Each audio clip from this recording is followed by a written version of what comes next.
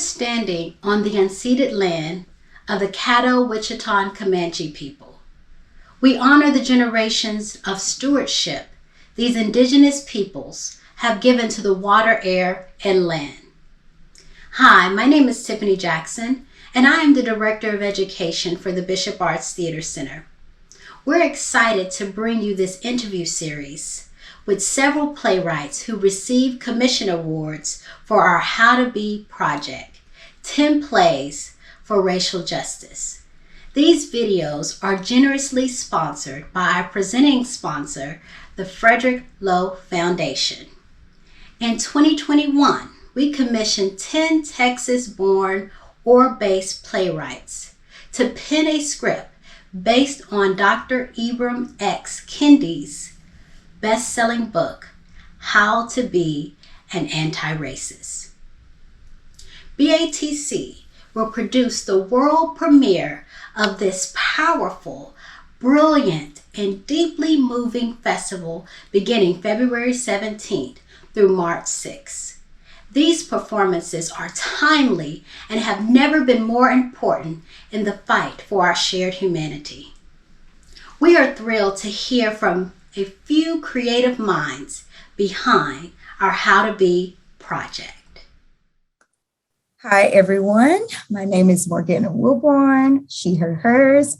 I am the director of How to Be, a 10-play festival of plays for social justice, inspired by Ibram Kendi's book, How to Be an Anti-Racist.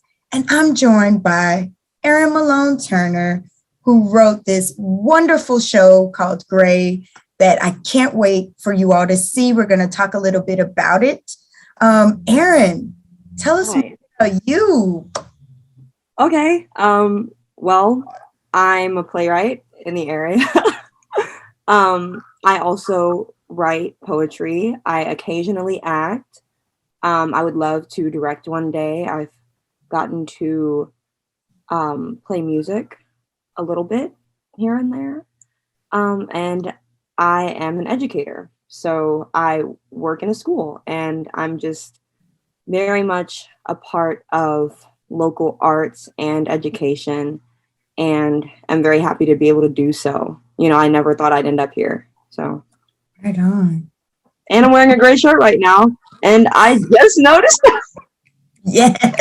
I did not plan it. I promise. So Gray is a really interesting dystopian future story that allows us to look into relationships and race dynamics. Don't want to give too much away. But Gray reminds me of the book 1984, written by George Orwell, which shares the idea that Big Brother, a la the government, is always watching. Although this play was written from a futuristic lens, do you believe that we are currently living in a world where the government and or policies have controlled the way we view racism in America? Unfortunately, absolutely. I think that policies are definitely made by the powerful, and the powerful, unfortunately, are often racist and are running their campaigns or running their viewpoints on wherever they govern off of these racist ideals and notions. And like the world has been this way for such a long time, and obviously it sucks that we're still here. And I could go off on a tangent about this because I just, got on Twitter for a bit this morning and was looking through like news articles and stuff talking about, books that are banned. A lot of them are written by Black authors. For instance, I saw The Hate U Give is one of those banned books. Really? Yeah. Wow. And critical race theory, huh? Right. Imagine teaching kids about history, real history, not like whitewashed history. And then there's what's going on with certain school districts or certain states wanting to take information about the Holocaust out of the curriculum for social studies. And I mean, I could go on and on. There's just examples everywhere, everywhere. And unfortunately, it's definitely going to affect how this younger generation continues to grow up in this world that we live in right now, that from some areas seems like we are still set back so long ago, decades ago. So yeah, policies, absolutely, the government, Big Brother, all of that. It's influencing everything. It's permeating the culture. And thankfully there are people, writers, authors, artists, other politicians who are trying to fight against that. So yeah, that's where we are. Right. And with that, all of these shows are inspired, have connection to Dr. Kendi's book. Dr. Kendi defines a racist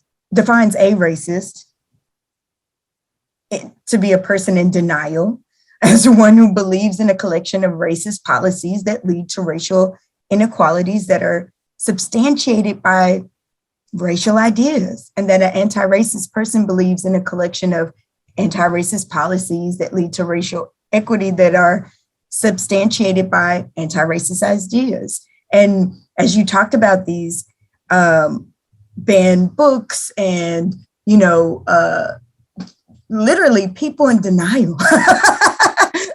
And, I think about like Kendi writes so much and who he truly believes like what a racist is. And do you feel that sense of denial and, just looking at racist policy, like, is your story have some inspiration, rooted in, looking at those dynamics? Totally. Yeah. I think that when I was reading the book and like going through the parts that I felt either I was most impacted by the way he phrased certain things, or things where I was like, ooh, I can really draw some inspiration from this moment right here in the book, I think it was more the part where he talked about, and I might look at my notes here from when I was writing things down. It was where he was considering what an anti-racist society would look like. And I was like, I got to write a play inspired by this book. And there's so much. This book is like, it's heavy. There's a lot to pull from. And I was thinking about imagining a society in which it seems like things are progressing, and it seems like the politicians or the government or whoever is on our side. But in that thinking and in their strange way of trying to move forward and appear to be progressing, such as when they made Juneteenth a federal holiday very recently, in their way of trying to move forward and appearing to move forward, that they're actually not. And it's actually going back. And it's actually almost worse and more racist than before. Even if that's not the intention, that also has to take accountability for decisions and policies and bills passed, And so when I was thinking about, I was thinking about what a politician, a high up like government official who read this book might try to do with it. That's where I was coming from. Mm. And then I was like, oh, what kind of society might they dream up? I was also thinking about other dystopian books and plays that I've gotten to read. There's something really special about that genre, and it can feel very daunting to try to write within that genre. But I was like, no, let's go for it. This is Bishop Arts.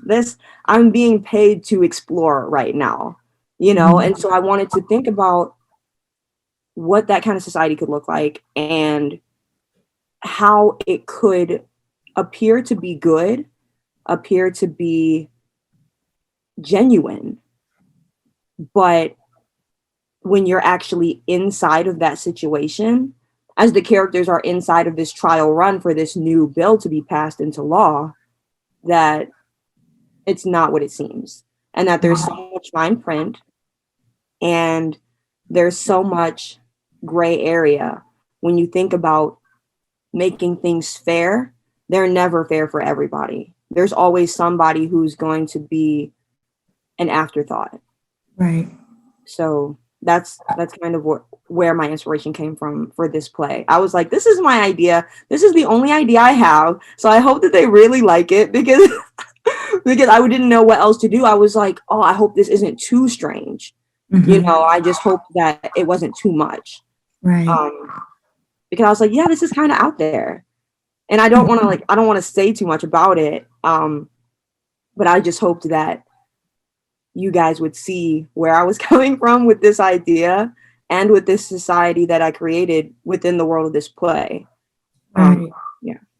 And that's what I loved about reading it, and being a fan of Afrofuturist works. When I think of Ancestor Octavia Butler, when I think of many of the current writers, and I'm like, yes, get to see this on stage locally, someone who is, even in those works, right, that we've all read, that you could read an Octavia Butler piece and it's like, oh man, we're seeing this right now, right. So it's written a long time ago. And so it's not, when people come and see your play, it's not far-fetched that a government official would be like, oh, why don't we just do this? In order to, create a test of recreating society. And when we look at Afrofuturism and the future of African diasporic peoples, we wonder, what is our future?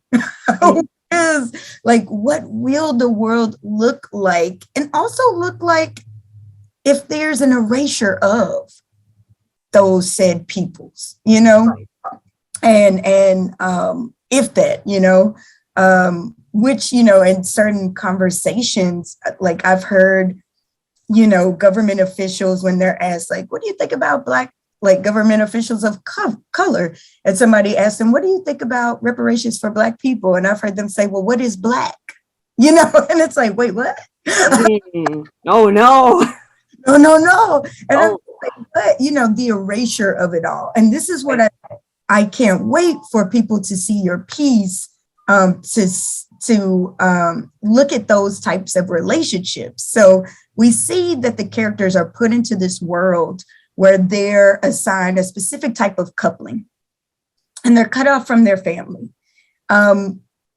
This type of coupling, and I don't want to give this away, I really want people to see it. That's why I'm just like, this specific type of coupling. And the way that you've arranged relationships, was this setup designed to show that sometimes people who enter certain relationships out of their own family dynamic, subculture, etc., that they're disowned or separated from their families? We see different elements of how people are accepted, not accepted, and how they even have to answer the call to new communities in which they enter. So I really would like to know, just why this, and when people see it, it will be revealed, but what gave you that thought of why this particular setup, and what do you want the audience to learn from the type of coupling that you have written into your play? Yeah. So when I was deciding on this society, and I was like, where exactly are we going to go with it? Am I going to examine it, a reimagining of society from within a school system? Am I going to reimagine it from within a prison, a politician's office? And then I was like, nah, let's do couples. Let's do relationships. Let's do love. Because it's there are so many ways that we can examine relationships, not even including race. We can look at it from a psychological standpoint, a feminist standpoint, a looking at it from sociocultural backgrounds. And so with this particular storyline very much being about race, I was like, okay, arranged marriages are definitely a thing, and in America, many parts of the world as well, but including race, I thought I was trying to kind of turn it on its head a bit, and think about, okay, someone has volunteered to do this. They have literally signed up to be a part of this trial situation here of this specific coupling, as you said. And it's so hard to not say exactly what it. I want to so bad. But I was honestly just trying to see, okay, how do you connect with somebody you have no choice to connect with? You have no choice but to connect with them. Y'all have been paired together. You cannot get out of this. Right. Whereas a lot of times we think about relationships of convenience, relationships from dating apps, relationships that are built off of trauma bonding, or you've known each other all your lives and it just makes sense. But what is it going to look like for people? And I got 4 characters because I was like, I want to keep it close. You know, I want to keep it small so that I can develop each of these 4 characters and each of those 2 couples as well.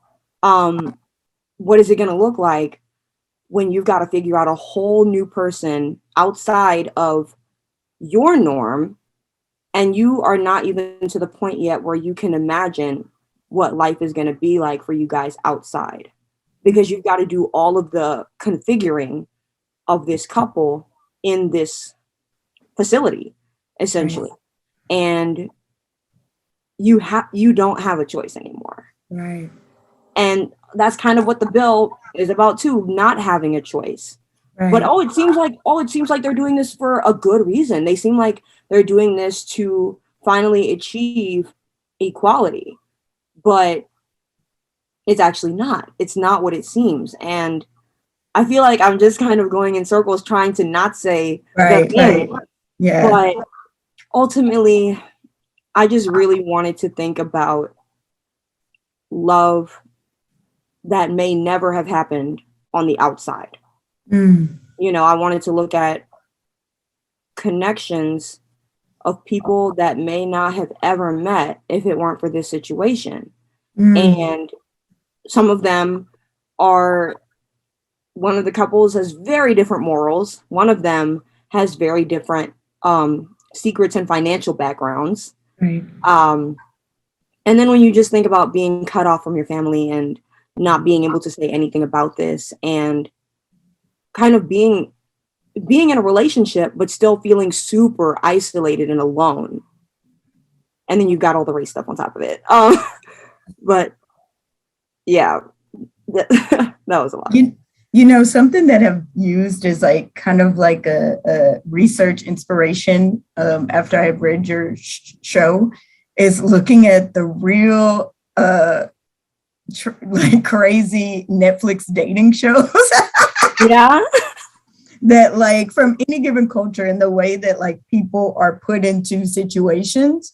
But at the end of the day, you use the key word. They still have a power of choice. If it's like something like Love is Blind, where you're in this cafe, see someone, but there's still a choice, you know. And then when you're put into this world, you know, in which that's kind of taken away in certain aspects, and you're just having to move forward, which has been one of the current and future worries for any given policy that impacts bodies of any kind, is when our choices are taken away from us, when that power of choice is taken away, and just our power of being liberated is.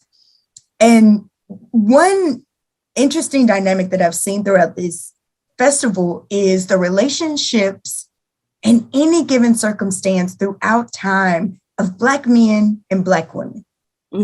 And what happens when, you know, we are together, not together, or choose to stand together.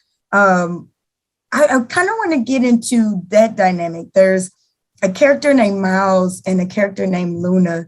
And it's interesting, once you all see the show, you'll be able to see their interaction. But I wanted to get just some thoughts on how you wanted to bring forward an interesting dynamic of the Black man and the Black woman in society, with or not with each other or whatever. Yeah, I think both separately and apart, whether they are in, Black couples or not, unfortunately, Black men and Black women are still judged, critiqued, criticized at the bottom of the totem pole when it comes to careers and stereotypes of Black men and Black women everywhere we look.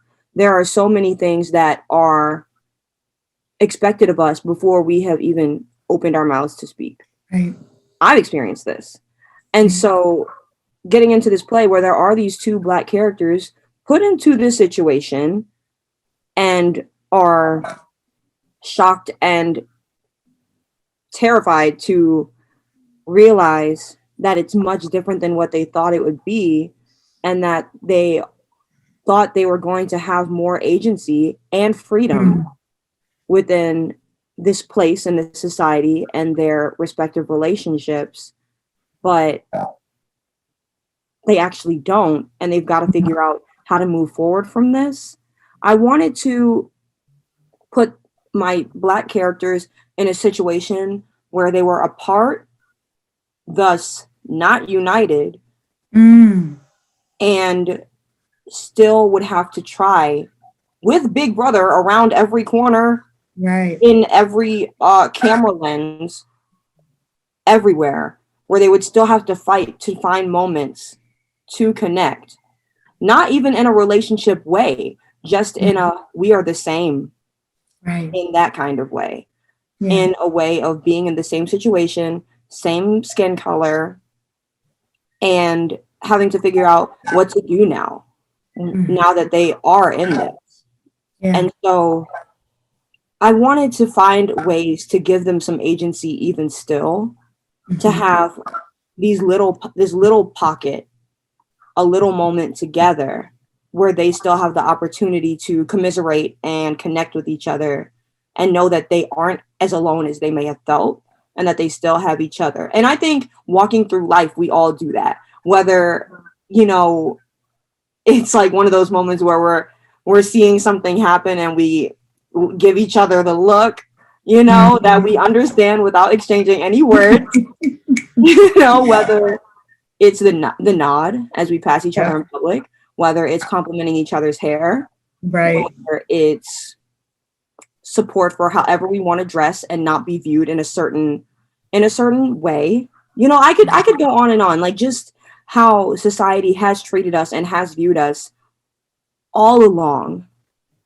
and wanting to be free from that as well, and wanting to just be a person, and wanting to show to yourself and your partner, this is who I am, this is how I operate and navigate the world, and this is what I believe in. right. And how scary it is when you don't have that, and it seems like you will never find that. And I love that you mention agency. And I think even as I look at the various stories that we'll be putting on stage, there's this constant theme of how we as Black people have had to do things such as code switch or marry within a group or, join the army, blah, blah, blah, blah, blah. Right. Good school, good neighborhood. And we think we'll have agency, with this change, we're showing up accordingly. And then we're met with the same systems, the same attitudes, the same oppressive actions from outside forces of white supremacy and beyond, whatever are all the effects of that. And still, we we find liberation where we can in our bodies and within our community. And that's where I'm finding as the little Easter eggs in each show is that agency and liberation no matter what, because that's the real survival of life for Black people. Right. That's where we have no other choice. Yeah. We have no other choice to find each other and keep coming together and keep making our own spaces, because otherwise we would be crushed. If we were truly alone, we would be crushed. And we've had no other choice but to keep pushing forward. And this is from such a young age. Right. You know, like I am an educator at a school in Oak Cliff. The school is majority Black or Hispanic students. And I have one student, I teach fourth graders. And I have one student who said that when he grows up, he either wants to play football or be a surgeon, but that he felt like he should focus on sports because that was the best option he had for success. And that he felt like that would be the easier route for him, something which is not an easy route at all, but for reasons he may not even be able to explain as a 10-year-old kid. He feels like his best bet for a good life is to play sports. Right. And we know where that comes from. Yep. We are so aware of where that comes from because it's constantly put forth everywhere we go. That if Black boys do not have a ball in their hands, they're going to be up to no good. Right. That is how they will succeed. And it's like, what if you can't do that? Yeah. You know? Or don't want to. Right? I have no interest. Just plain don't want to. Right. Erin, this has been such a delight to share space with you. Thank you. Way to share space in the rehearsal room as we go through all of this with our actors. Everyone, please make sure you have bought your ticket to How to Be so you can see the show and learn what we're talking about this experiment. Yeah, you'll see the video. Because we will love to have your thoughts in any of the post-show talkbacks and to share and your experiences. So thank you, Erin. Thank you. See you again in the theater. And we will see everyone in February when How to Be opens and when Gray hits the stage.